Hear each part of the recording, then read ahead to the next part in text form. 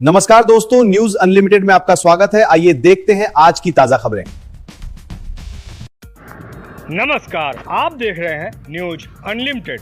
अमानीगंज में करणी सेना की विशाल बैठक, सैकड़ों कार्यकर्ताओं का जुटा जन सैलाब।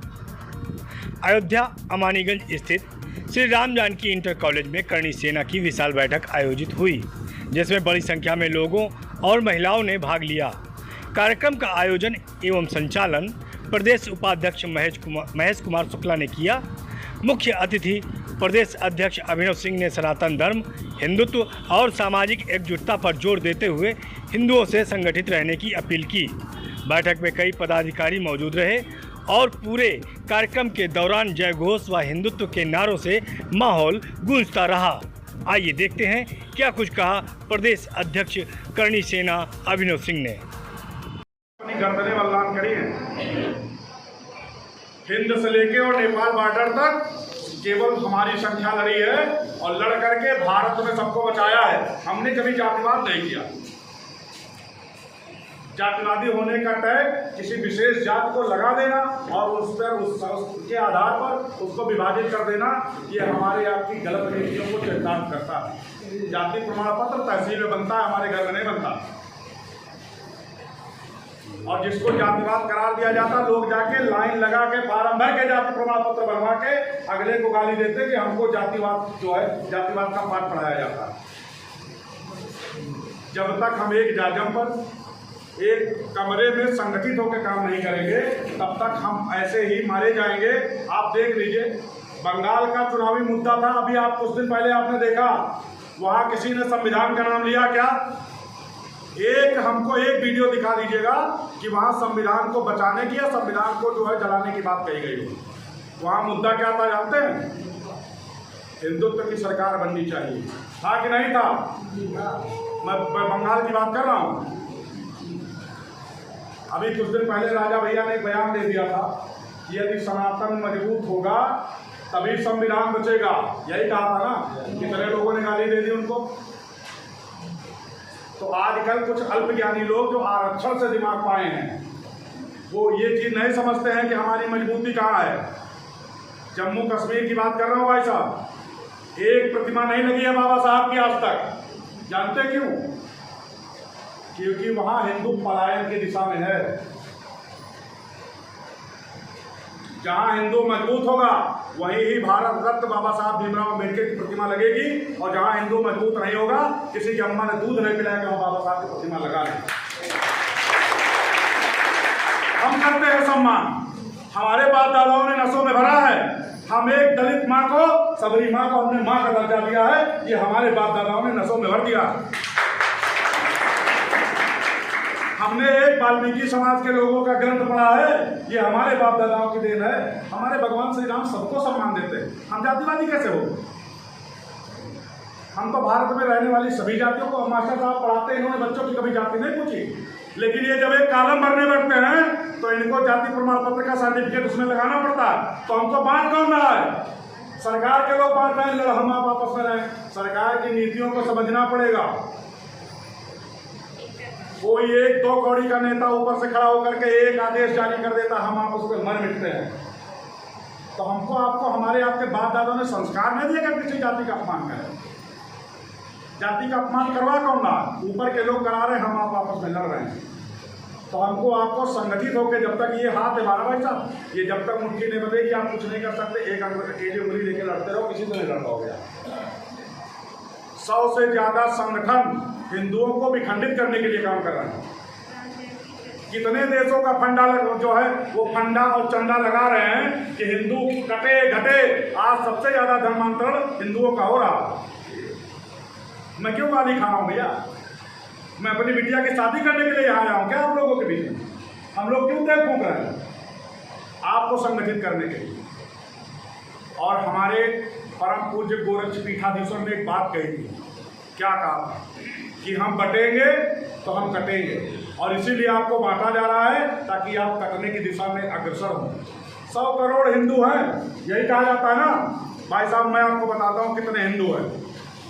50 से ज़्यादा लोग, 50% से ज़्यादा लोग घरों से नहीं निकलते। कहते मेरा क्या जाता है भैया, मेरा परिवार सुरक्षित, मेरी बेटी सुरक्षित, मेरी बीवी सुरक्षित, घर में बढ़िया टीवी लगी है, बढ़िया एसी, बढ़िया टीवी, घर से नहीं निकलना।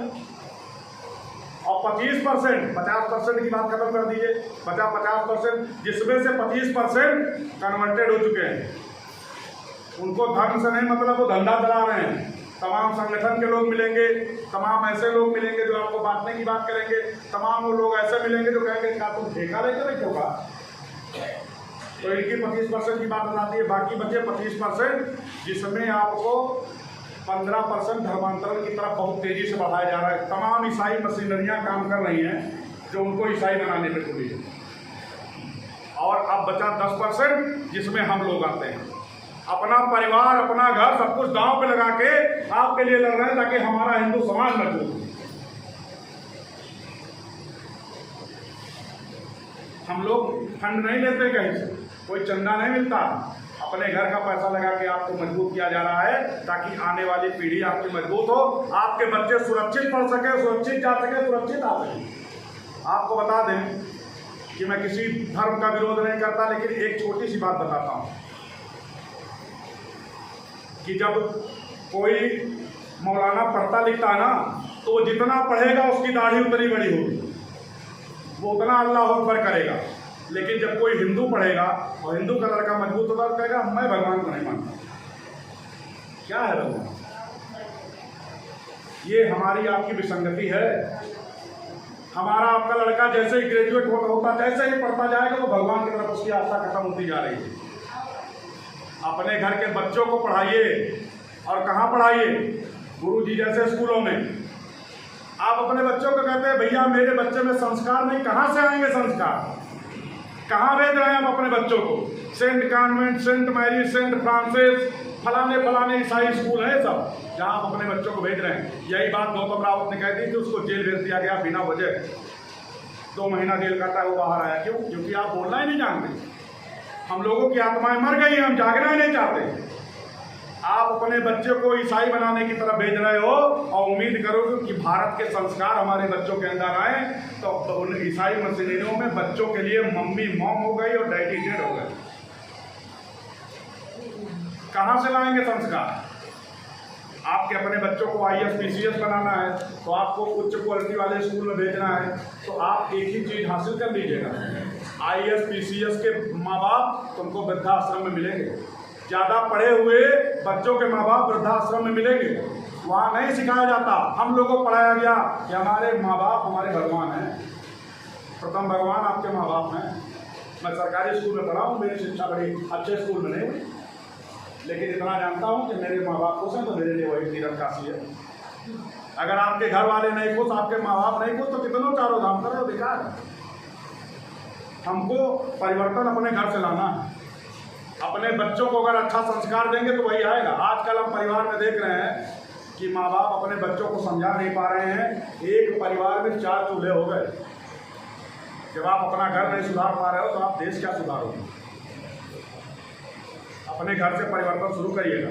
और जितनी माएँ बहनें हैं सबको बता दूँ कि अगर आप अपनी सास की सेवा नहीं कर सकते हैं तो आप उम्मीद मत करिएगा कि आपका बेटा आपकी सेवा करेगा। आप जो बोएंगे वही काटेंगे। अगर आप कांटों के पेड़ लगा रहे हैं तो आप आम खाने को उम्मीद मत करिएगा, मिलेगा आपको कांटा ही। हम तमाम घरों में जाते हैं जहाँ बंटवारे की बात होती है तो मैं थोड़ा सा भावुक हो जाता हूँ वहाँ पे कि जिन माँ बाप ने अपने बच्चों को अपने खून से सींचा है, आज वही बच्चे अपने माँ बाप को बांट के अलग करेंगे। बड़ी पीड़ा होती है कि हमारा देश कितना उन्नति कर रहा है। और जो बच्चे, जो युवा साथी अपने बाप की सेवा नहीं कर पा रहे हैं, जवान लड़ा रहे हैं, जवाब दे रहे हैं, तो मेरे भाई आप कितने भी तीर्थ कर लो, गंगा नहा लो, सब बेकार है। तुमको मोक्ष नहीं मिलने वाली। भगवान आपसे खुश नहीं होंगे, कितनों राम मंदिर टहल लो आप, कोई मतलब नहीं बनता। जिस दिन आपका सही में हृदय परिवर्तन हो गया और बड़ों के लिए आदर भाव आ गया, उस दिन आपकी शिक्षा और शिक्षार्थी, विद्यार्थी, टीचर सब धन्य हो गए। तो हम यहीं से आपसे बस छोटा सा संदेश लेके आए हैं कि हिंदुत्व तो वही है जब अपने घर की चौखट से हिंदुत्व पैदा होता है, वहाँ से हमारा हृदय परिवर्तन होता है। हम अपने माँ बाप को अपना भगवान मान लें तो सभी भगवान खुश हैं। कोई भगवान नहीं कहते कि आप अपने माँ बाप का अनादर करके मेरी पूजा करने आए हो। आप राम को मानते कि नहीं मानते? जितने लोग हैं भगवान राम को मानते कि नहीं मानते? अपने बाप की दी हुई कथन के लिए 14 वर्ष वनवास काटे हैं, काटे कि नहीं काटे? तो भगवान को मानते हो तो उनकी लिखी हुई किताब को भी मानो। राजा दशरथ के प्राण चले गए, लेकिन उन्होंने कहा कि रघुकुल रीत सदा चली आई, प्राण जाए पर वचन न जाए। भगवान राम 14 वर्ष तक वनवास काटे, अपनी पत्नी के साथ लेके गए। आजकल की बीवी अगर मिल जाए तो कहेंगे तू काटा तो हर बात ये है, हम काहे काटे, हम तो घरे का जाओ वनवास काट लो के लिए। लेकिन पत्नी धर्म भी यही कहता है कि पति जिसमें खुश है पत्नी भी खुश रहना चाहिए, ये हमारा धर्म कहता है। आजकल तमाम डिवोर्स के भी केस देख लो, आज शादी नहीं हुई कल तलाक फाइल है, वकीलों की भी चांदी। इसमें वकील कहाँ चाहता है कि हमारी रोजी रोटी बंद हो। तो हिंदुत्व सनातन धर्म कहता है कि पत्नी की डोली जिस घर में गई है उसी घर में अर्थी निकले, वो हिंदुत्व है। भगवान राम की मर्यादा को जिए, वो हिंदुत्व है। हम अपने माँ बाप के संस्कारों को ना भूले, वो हिंदुत्व है। और जहाँ हमारा धर्म मजबूत है वो हिंदुत्व। बाकी फेसबुक पे आप लोग देखते रहते हैं, तो काली वाला भी मैटर बता दो। तमाम जगह लोग कहते हैं भैया हो गिर जाते हैं। मैं आया तो गुरु जी ने भी हमको कान में थोड़ा सा संदेश दे दिया कि भैया विद्यालय का पूरा ख्याल रखा जाएगा। देखिए, अगर ताली बजा के हमारा धर्म बचा होता तो हमारे मर्यादा पुरुषोत्तम भगवान राम श्री कृष्ण को कभी शस्त्र उठाने की आवश्यकता नहीं पड़ती। हम मुश्किल से आते हैं कि हमारा थोड़ा सा ये है कि पहले बात फिर मुलाकात और जरूरत पड़ेगी तो जूता ला। तो हम सनातन संस्कृति को मानते हैं। पहले आवेदन करेंगे, निवेदन करेंगे, नहीं मानोगे तुमको उजाड़ फेंकेंगे, तुम किसी भी स्तर के हो, कोई मायने नहीं रखता। करनी सेना का काम यही है। हम भगवान की राह पे चलते हैं, हम धर्म के लिए आपके साथ लड़ेंगे, आपके साथ मरेंगे और आवश्यकता पड़ेगी तो अपनी गर्दनें भी आपके लिए बलिदान कर देंगे। ये हमारा धर्म कहता है, ये हमारी करनी सेना का। अब जितने लोग आए हैं सब लोग खड़े हो जाइए और पत्रकार महोदय कहेंगे इधर खड़े होकर के इधर से एक वीडियो दीजिए। अगर किसी को बुरी लगी हो तो क्षमा प्रार्थी है। जमाना क्या है, कलयुग है, बदल रहा है। अच्छी बातें लोगों को बुरी लग जाती, बुरी बातें बोले तो अच्छी लग जाती है। देखिए, हम बोलेंगे आवाज दो हम एक हैं तो आप लोग कहेंगे एक है एक, ठीक। और ये वीडियो आप लोगों के सोशल मीडिया पे चलना चाहिए भैया, ठीक। चलिए हाथ ऊपर करिए, आवाज दो